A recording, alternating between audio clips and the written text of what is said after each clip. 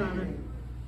Today's gospel presents us with a different message, a reorientation, as Jesus was keen to do, of an old traditional story. You see, in the Hebrew Bible, the Old Testament, the story of the flood, of Noah's Ark, really centers on the wickedness of those that are washed up. And it centers on the righteousness of Noah.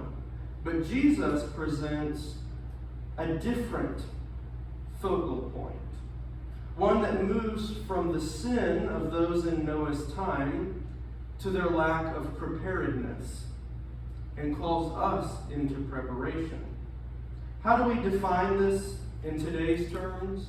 Well, I like to liken it to those who begin decorating for Christmas on November 1st to those who start on the day after Thanksgiving, right? There's a contested debate, which one do we do first? But it's all in preparation. It's all in an idea of what is to come. Well, what is to come? The holy reasoning for what is to come is clear, right? It's the birth of Christ. The holy reasoning is there. But our own commitment to that holy reasoning is what I want to examine today. I want to look at and see, where do we find our commitment in this and how do we adjust? In my line of work, there's a holy preparation encouraged that we call the four things, the four items. As a hospice chaplain and a bereavement counselor, I'm often charged with this conversation and bringing up these four statements. It's a conversation encouraged between those who are dying and those who will be left behind. And it's meant to be given on both ends. It starts with a simple thank you. Thank you for everything you've done for me. And it's both, again, on behalf of the person who is to die, who is dying, and the person or persons that will be left behind. It goes on to forgiveness. A simple statement, I forgive you. I forgive you for perhaps specific things that have been contentious. But overarching within that is just the simple words, I forgive you. It then goes to, how might I be forgiven by you? Or please forgive me. Then listing specific things in which we desire forgiveness from another person, from that person. It ends with the beautiful sentiment of simply saying, I love you. I love you. Despite all of that, because we are human, we've run into contention, I do still love you. What does this have to do with a season of preparation, the beginning of the new Christian year? Well, I would like to say that it's a simple answer that I can present to you, but it's not. Our idea, or the idea presented to us today by Jesus, is one of unknowing. It's uncomfortable. It's to settle into that discomfort that really sums up the Advent season.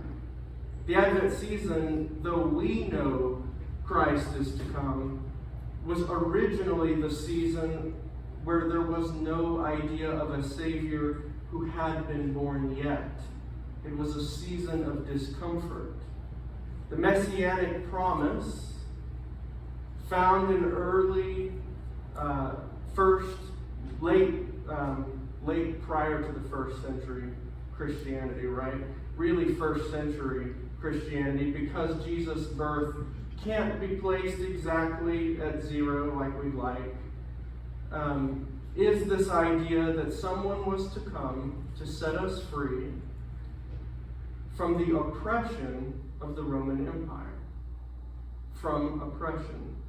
It was a discomforting thought, though.